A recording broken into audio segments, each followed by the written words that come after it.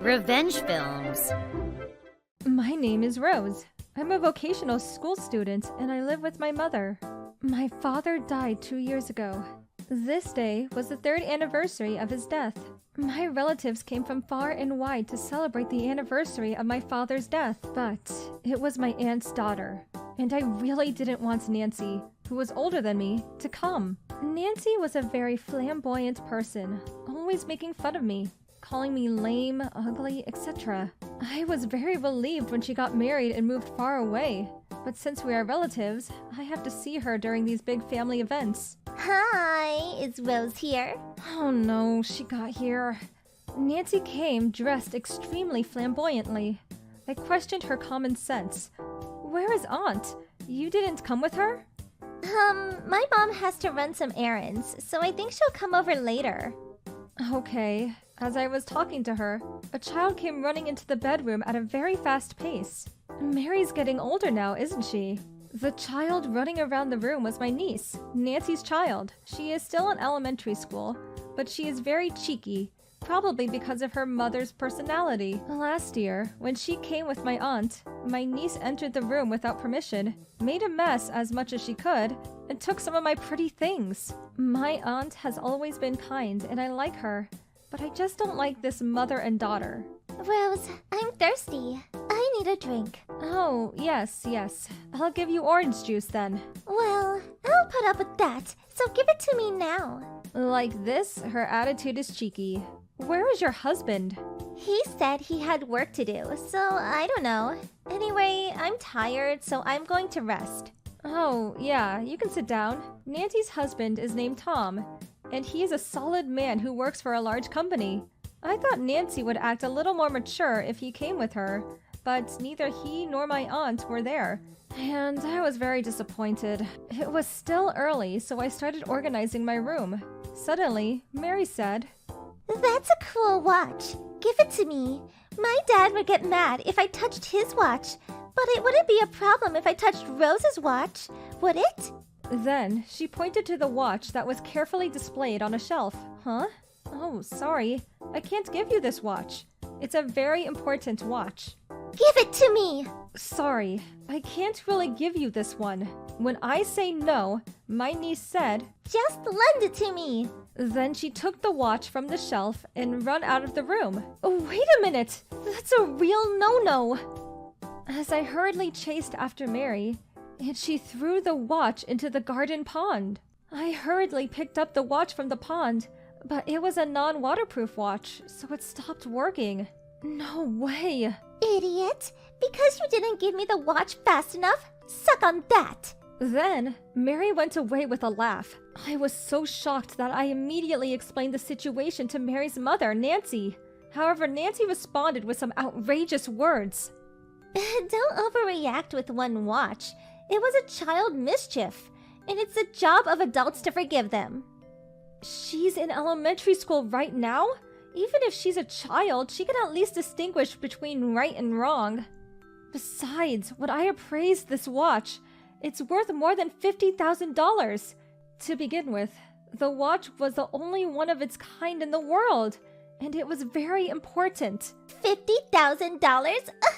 I usually buy brand name stuff, so I have a good eye, you know. I bet that watch costs about $100. Can you stop complaining about it? That is wrong. Besides, your daughter broke my watch, so there is something else to tell me, right? She took my precious thing without my permission and threw it into the pond. Shut up. Here, I'll give you $50. You can buy a new watch with that. You're a real loudmouth, aren't you? I've told you many times. This was irreplaceable. Besides, this watch is more than that. Yes, okay. I'll check if that watch is really expensive. Just give it to me. Nancy took my watch from me and started looking something up on her smartphone.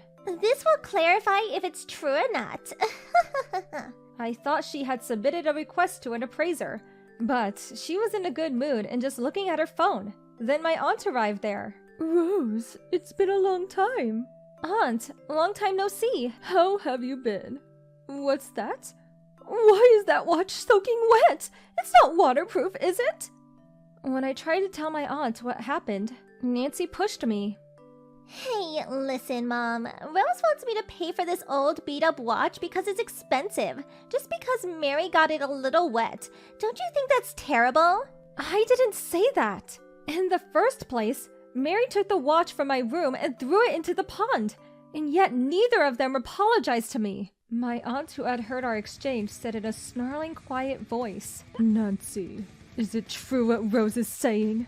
Did Mary throw this watch into the pond? But that's something a kid would do. A child? Are you raising your daughter to be an elementary school student who can't tell the difference between what is right and wrong? So, Mom, I paid Rose back properly earlier. I gave her $50. Don't be silly. This watch is not something that can be reimbursed for that amount of money, okay? My brother was a famous engineer. That watch was made when my brother was very successful in a big competition. There are only a few of these watches in the world, and they are numbered. It's Rose's memento and prized possession, and you destroyed it? No way! I'm not lying. Surprised by my aunt's explanation, Nancy suddenly checked her phone as if she had just remembered. What? Oh my gosh. Huh? What is this?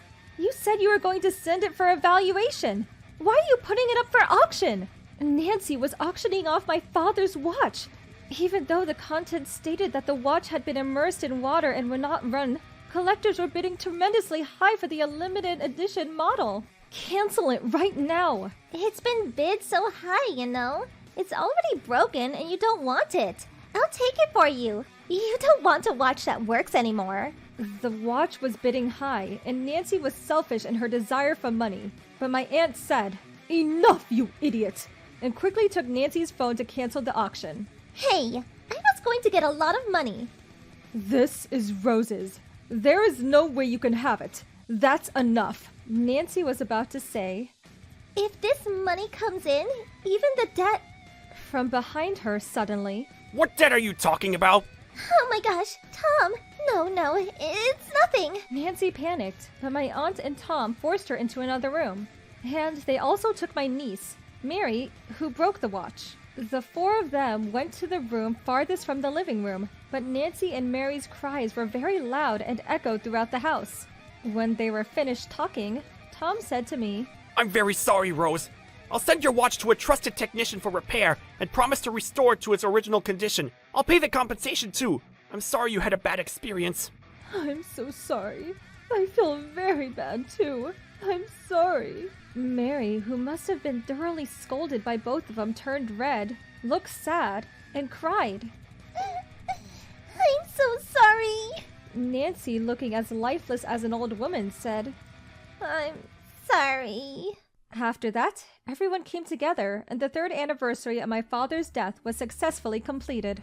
Nancy and her family then left the house. Later, my aunt brought me a watch that had been repaired in compensation.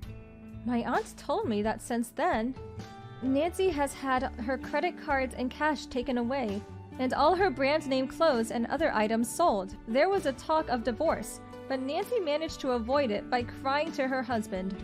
Currently, she is working 8 hours a day, 6 days a week, between her job at the convenience store and a deli job at a supermarket to pay off her debts. How was today's video? If you enjoyed it, please subscribe, like, and leave a comment. Stay tuned for more.